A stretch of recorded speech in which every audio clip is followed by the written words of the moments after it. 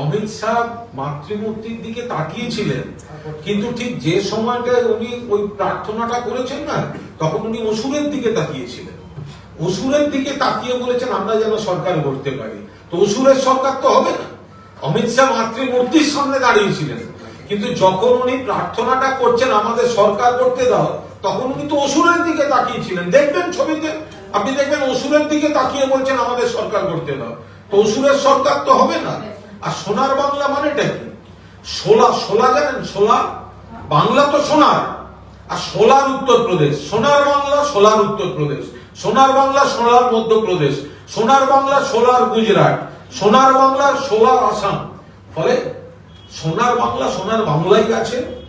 ওনাদের ওই ওষুধদের সরকার এখানে হবে না। মমতা বন্দ্যোপাধ্যায় মাথার উপর মা দুর্গার আশীর্বাদ রয়েছে, চতুর্থবারের জন্য মুখ্যমন্ত্রী হবেন। আরো বেশি সংখ্যক বিধায়ক নিয়ে মুখ্যমন্ত্রী হবেন মমতা। বাংলা হান্টের আরো খবর দেখতে নজর রাখুন। বাংলা খবর মানেই বাংলা হান্ট।